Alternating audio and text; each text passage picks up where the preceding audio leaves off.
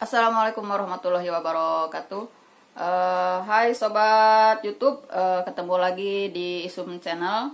Pada kesempatan video kali ini aku akan mencoba berbagi tentang surat edaran terbaru dari pemerintah tentang protokol kesehatan perjalanan luar negeri pada masa pandemi COVID-19. Kali ini aku akan coba memberikan informasi bagi para teman-teman atau rekan-rekan travel semua yang akan melakukan perjalanan, terutama yang sudah merencanakan di akhir tahun ini akan melakukan perjalanan wisata ke luar negeri atau perjalanan yang melibatkan transit di negara kedua sebelum kita sampai ke negara tujuan. Perlu diperhatikan bahwa peraturan ini mulai efektif tanggal 25 Desember, teman-teman. Mulai efektif tanggal 25 Desember 2021. Kemudian surat edaran ini adalah surat edaran pengganti dari surat edaran yang sebelumnya sudah diterbitkan oleh Satgas Penanganan COVID-19.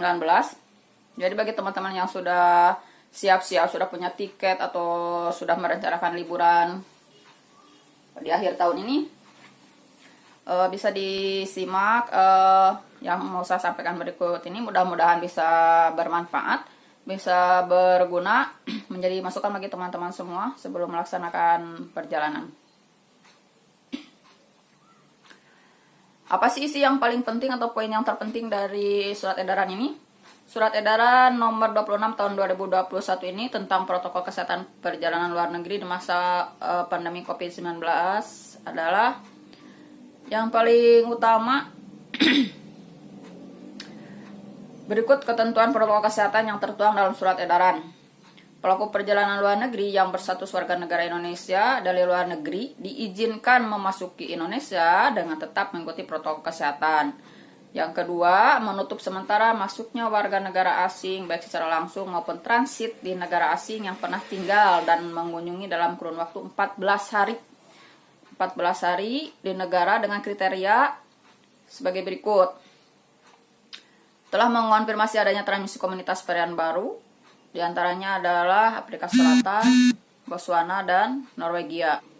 Kemudian negara dengan wilayah dengan jumlah kasus konfirmasi SARS-CoV-2 11529 atau yang sekarang kita kenal dengan varian Omicron, yang kasusnya lebih dari 10.000 yaitu Inggris dan Denmark. Sayang sekali ini yang mau ke Inggris atau yang ke Denmark ya. Saya sudah merencanakan mau pergi ke Inggris, seperti apa nanti jadwalnya, apa bisa berlangsung atau masih cancel lagi ke tahun depan, kita tunggu. Tapi mudah-mudahan segera bisa tertangani masalah COVID dengan varian baru ini, karena bagi para traveler yang ingin melakukan perjalanan atau para pelaku perjalanan luar negeri itu sangat-sangat harus berperhitungan secara matang dengan kondisi pandemi yang sekarang ini. Selanjutnya teman-teman, sesuai dengan ketentuan peraturan Menteri Hukum dan HAM, selanjutnya ada aturan-aturan yang harus juga diperhatikan nih untuk para pelaku perjalanan luar negeri, baik yang status WNI maupun WNA. Yang paling utama itu adalah WNI wajib menunjukkan kartu atau sertifikat baik fisik ataupun digital yang telah menerima vaksin COVID-19 dosis lengkap. Mudah-mudahan teman-teman semua sudah menerima dosis vaksin secara lengkap ya. Jadi ini salah satu syaratnya, menunjukkan hasil negatif melalui tes RT-PCR di negara wilayah asal yang sampelnya diambil dalam kurun waktu maksimal 3x24 jam sebelum keberangkatan dan dilampirkan pada saat pemeriksaan kesehatan atau IHEC Internasional Indonesia. Selanjutnya, pada saat kedatangan dilakukan ulang PCR bagi pelaku perjalanan luar negeri dan diwajibkan menjalani karantina terpusat selama 10 kali 24 jam. Seperti apa yang maksud dengan karantina terpusat, tapi di live streaming atau di TV sudah sering ditampilkan, sering diinformasikan bahwa untuk karantina yang terindikasi COVID dengan varian baru Omicron ini, bahwa karantinanya akan dilakukan secara terpusat. Kemudian lama waktunya adalah 10 kali 24 jam. Berarti 10 hari kita harus mengalokasikan waktu terlepas dari agenda perjalanan yang akan kita lakukan ke luar negeri, teman-teman. Bayangkan aja kalau misalnya kita melakukan perjalanan hanya 3 hari di negara yang kita kunjungi, Pas begitu balik ke Indonesia kita harus karantina 10 hari. Jadi lebih banyakkan karantinanya daripada kita berkunjung ke negara lain. Jadi harus benar-benar harus diperhitungkan secara matang teman-teman. Selanjutnya, ini yang informasi selanjutnya nih. Dalam hal WNI yang berasal dari negara atau wilayah sebagaimana dimaksud pada angka 2, yang maksud angka 2 tadi adalah negara-negara yang terkonfirmasi menjadi sumber penyebaran COVID varian Omicron, tetap dapat memasuki wilayah Indonesia dengan dilakukan tes ulang RT atau PCR saat kedatangan dan diwajibkan menjalani karantina terpusat selama 14 kali 24 jam. Jadi bayangkan bagi teman-teman yang datang atau kembali dari Inggris atau Denmark yang menjadi salah satu tujuan wisata dunia di akhir tahun, pada saat perayaan akhir tahun atau pas saat perayaan tahun baru, pas begitu pulang ke Indonesia harus menjalani 14 hari karantina. Bisa dibayangkan teman-teman, 14 hari berada di pusat karantina itu bukan sesuatu yang bisa dianggap mudah atau sesuatu yang bisa dianggap ringan. Apalagi kalau misalnya, bukan misalnya lagi, tapi emang benar, biaya yang diperlukan untuk pelaksanaan karantina itu adalah biaya sendiri. Bisa dibayangkan teman-teman, kalau misalnya kita kelebihan uang sih nggak jadi masalah ya, it's okay.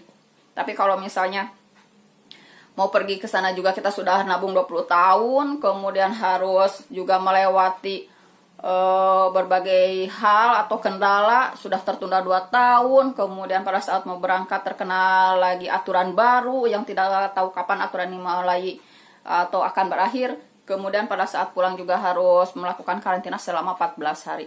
Kalau misalnya 1 hari aja dihitung 1 juta aja, sudah berapa yang harus kita keluarkan anggaran di luar anggaran yang akan kita alokasikan untuk perjalanan wisata kita.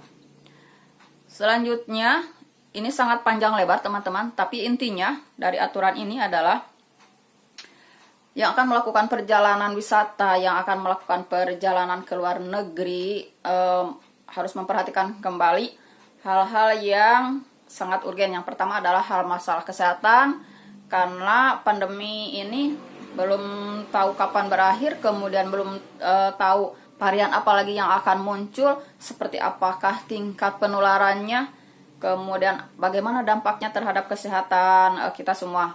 Hal itulah yang mungkin pemerintah perhatikan menjadi urgen, menjadi perhatian penting, menjadi salah satu fokus pemerintah untuk mencegah penyebaran yang lebih besar lagi. Yang selanjutnya, anggaran pembiayaan yang akan kita keluarkan pada saat melakukan perjalanan harus diperhitungkan dengan masalah karantina, karena karantina ini sekarang tidak main-main, durasinya itu semakin panjang, apalagi menjelang Natalan Tahun Baru.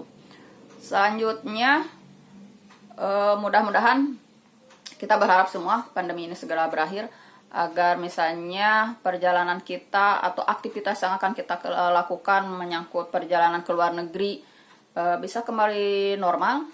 Baik teman-teman, mungkin untuk video kali ini saya cukupkan informasinya seperti ini. Mudah-mudahan bisa menjadi referensi, sumber masukan, kemudian menjadi bahan rekomendasi bagi teman-teman semua yang akan melakukan aktivitas perjalanan wisata atau liburan di akhir tahun ini. Jadi dengan adanya surat edaran terbaru ini, kita cancel dulu atau kita tunda dulu, kita pending dulu agenda kita untuk melakukan perjalanan wisata, dan berharap tahun depan akan lebih baik lagi.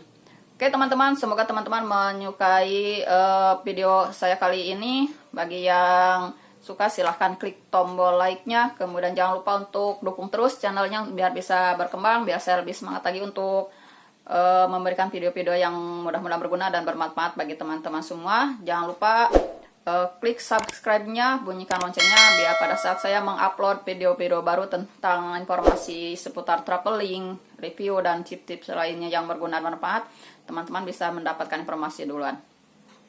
Terima kasih teman-teman sobat YouTube semua. Untuk video kali ini saya cukupkan sekian. Wassalamualaikum warahmatullahi wabarakatuh.